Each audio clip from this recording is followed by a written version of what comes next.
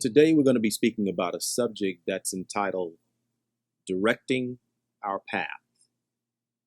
Directing our path. We all need help from time to time. If you reflect back on your life, even when you're in elementary school, you're in kindergarten, as an infant, as a child, as a youth, or as an adult, you will find that at every stage of your life, something that was common, and that common thing was that you needed help. Even when you needed help and you knew not what to do, direction was provided. What we must understand is that that's a part of this notion, this thing called life, that we all require help at some point in time. The help that we get helps us to achieve, helps us to be more effective at what we do, effective in the use of our gifts and our talents. It helps us become more effective in whatever we've chosen to be a part of. What we must also understand is that we serve a God who has advised us that if we would honor him, that he would direct our paths. We serve a God that wants us to be successful. But what we must understand is one of the most valuable things that God provides to us is that he directs our paths. It's not that we need somebody to do something for us, because using our gifts and talents, we can do things ourselves. We can actually perform the actual task ourselves. What we need from time to time is to be pointed in the right direction. You need some assurance that we are heading down the right path. So to provide that assurance, what God does is helps us. Because we recognize that if you think about life, the cycle of life, as infants, there was about achieving some things. Their world may be filled with fun, but when they're trying to crawl, when they're trying to walk, when they're trying to, even when they're in the crib and they're trying to reach up at the things that are the collage that's over their heads, it's all about trying to achieve something, trying to reach for something. At every stage of your life, you're trying to reach for something. And sometimes it's not quite clear on how the path you should take in order to achieve, in order to make sure you're reaching in the right direction. Sometimes it's not always clear. Just like the Lord says, though, our thoughts are not his thoughts, neither are our ways his ways. And that being the case, that means that God has a vantage point. The Lord can see things in a way that we can't. The Lord can see situations in a way that we can't. If you think about it, when you're playing a video game, one particular game that comes to mind is Pac-Man or Centipede. These are some older video games, but you'll get the point. Pong is another. And I'm pointing them out because when you're playing the game, the assumption is that you are looking down on the game, on the board. And when you're looking down on the board, you have a vantage point where you can see the entire landscape. But the actual Pac-Man or Centipede or Pong that's in the game, it is assumed that Pong, that Centipede, or that Pac-Man cannot see the entire board. So that Pac-Man might not see what's on the other side of that wall. What we have to recognize, that's what happens to us when we are in the midst of our life, whether it's infancy, as an infant, as a child, as a youth, or as an adult. We might not know, we may think about a way to go, a path to take, but we might not be sure that it's the right path. We might need our ideas that we have about what to do to be clarified. We might need some help. What we found before we came to the Lord, many of us found that we were making a lot of choices, and those choices were trying to get to certain paths. We're trying to get on certain paths. They're trying to achieve a certain prize, to try to win a certain thing, to try to achieve a certain level of success. And it didn't quite work out. Something was wrong with the path that we chose, the route that we were going. And we ended up with the wrong result, a loss, not getting the prize, not succeeding, losing. Whether it may have been a job, whether it may have been a promotion, whether it may have been getting a house, whether it may have been buying a car, whether it may have been making all A's, breaking records.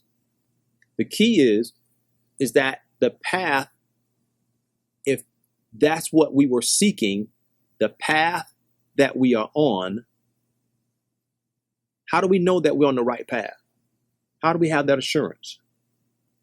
That's why we all need some help from time to time. Not that we need help in doing it. We just need help in being pointed in the right direction so that we can have a higher degree of assurance that we will achieve the goal that we've set out for. And what God then does, the value that God brings to the table is that God, like us, looking over a Pac-Man game, can see the entire board. God knows the path to take. So therefore, God is there to help us if we so desire. We have to learn that fundamental truth, though, and understand how critical that fundamental truth is to you having a full life, to you having an abundance in your life. Understanding that fundamental truth and how to go about obtaining that additional help from God. That's what we're going to learn a little bit more about today. What then is directing our path? What does it really mean? Well, Webster defines the word directing, and directing is our Bible spelling word. It's actually the root word that is our Bible spelling word, and the root word is direct. That's the root word of the word directing. And directing is what we're going to learn to understand and appreciate more today. The Bible is declaring unto us is something that is important in this thing called serving God.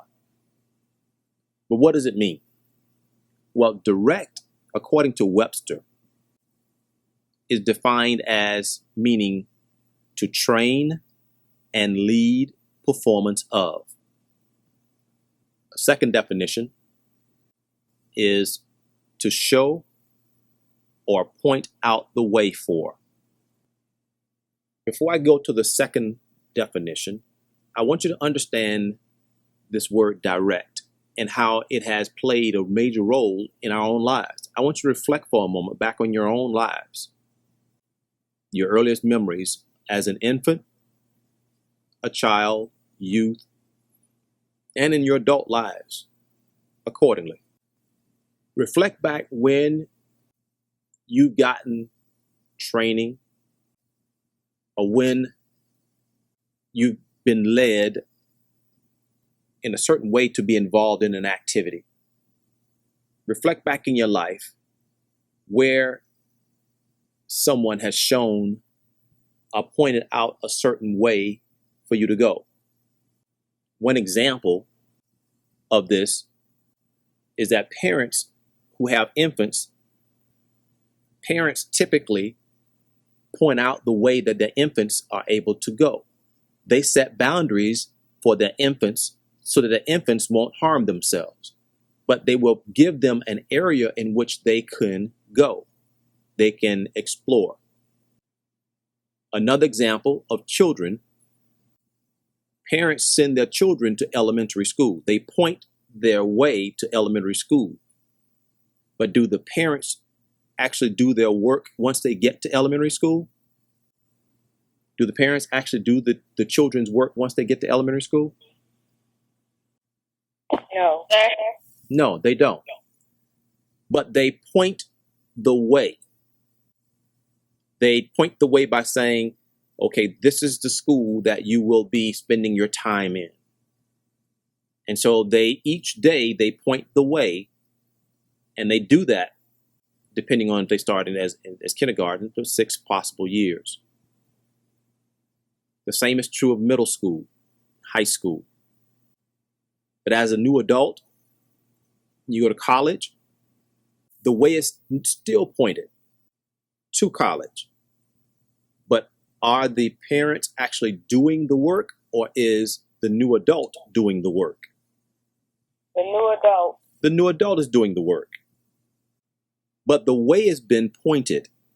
The way has been pointed when you start looking at what options for college or university, and you start narrowing them down, then you come to a particular one that seems to meet the criteria. Well, does that new adult, do they need help in learning how to do that? Do they need help in learning how to get to the right place, the right school? Do they need help in trying to learn how to make sure they're setting the goal properly to line up with what they're interested in, making sure that they're in the right type of environment for learning? Do they need that help and support? The answer is yes. What I'm trying to get you to see, showing or pointing out the way for people at different points in their life, in the cycle of life, it's commonplace. But the people who are helping are not actually doing the work using their gifts and talents. It's the person who's actually on that path. It's important for you to understand that difference, because that's the same thing that God does for us. God doesn't do the work for us, but he does point out the path that we should be on. He does direct us so that we are on the right path. Just like a parent directing their child to a particular elementary school every day for them to be on the right path, or to a particular middle school, or a particular high school, or a particular college or university. In the case of an adult, even in the workforce, they might need help in trying to find a job. They may get help from a parent, or they may get help from someone that they met in the community who has resources, but they might be able to point them to a particular opportunity. But still, it's up to that individual to use their gifts and talents to go to that opportunity and to prove their worthiness. See, we all need help. It's not that we need somebody to do things for us, but we need help being pointed in the right direction. This is just so that we can assure that we obtain our prize. Whatever our prize is, whatever is defined as winning for us, whatever is defined as success. That's why that's one of the main things that God does very well for us, if we would take him at his word. Our Bible memory verse, Proverbs 3, helps us truly understand this.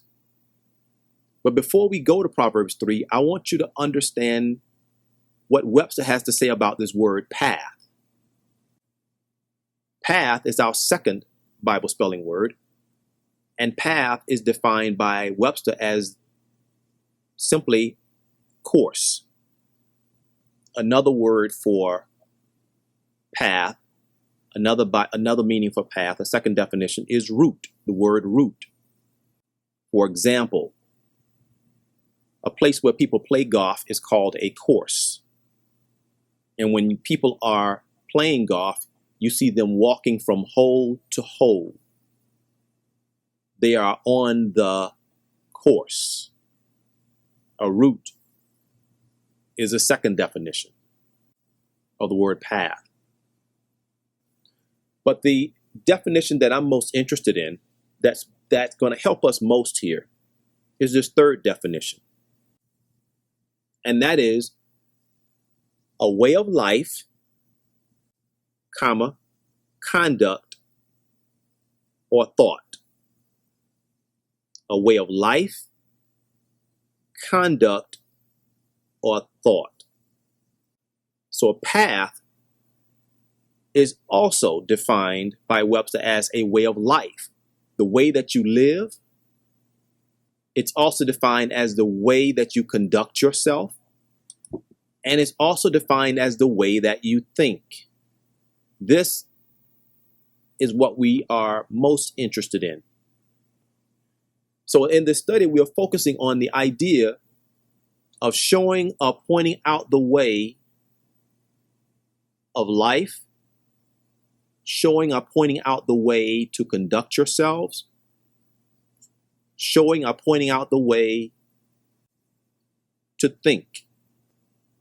In fact, it is in all three of these areas that God is there to help us. The Lord knows that we're in enemy territory, just like that Pac-Man game. You don't know what's around each of those turns. So sometimes the way to go, the choices to make may not be as clear, may be a little bit more reluctant, might make you a little more afraid or fearful, uncertain. And it's at those times the Lord said, I am with you to protect you if you are a lover of God. If you are not, then you must address those matters on your own. And many people choose to do that. Many people choose to not acknowledge God and try to figure it out on their own. Many people choose to not spend any time with God. I don't think it's important to spend any time with God, and choose to try to work it out on their own. And of course, the Lord, being the creator, gives man that right to make that choice. But also it comes with a consequence. But for those who choose to love God, to acknowledge God, those under the sound of my voice, the Lord said, I want to assure that you have a level of success that's unparalleled. I want to assure that you have a level of achievement that's unheard of. Why? Because you are a lover of God. So how do we get to this level of success and this level of unparalleled accomplishment from where we are? Proverbs 3. We'll start there with our Bible memory verse. In Proverbs 3, verse 5, the word says, trust in the Lord with all thine heart, and lean not unto thine own understanding. In all thy ways acknowledge him, and he shall direct thy paths. Be not wise in thine own eyes, fear the Lord, and depart from evil. This is the guidance that the Lord has given unto us. And for acknowledging this guidance, the Bible goes on to tell us the result that should happen in our life. In that 8th verse, it says, it shall be health to thy navel and marrow to thy bones. In other words, we shall prosper from it. It's going to be something positive for us. It's going to be something that we feel good about. As lovers of God, the Lord wants us to be more than those who do not show their love for him. I'm going to repeat that again. As lovers of God, the Lord wants us to be more than those who do not show their love for him. How do we become more? We become more when we attain and obtain whatever goals and objectives we set out for ourselves. We become more when we succeed at whatever we set out to do. We become more when we win at whatever we set out to do. We become more when we obtain the prize in the right way. That's when we become more. The Lord wants us to be more. Oh, praise be to God, from whom all blessings flow. It is our prayer at Clay Family Ministries that your life has been increased with the increase of God through this study. We appreciate and are thankful for your fellowship during this life skills study segment.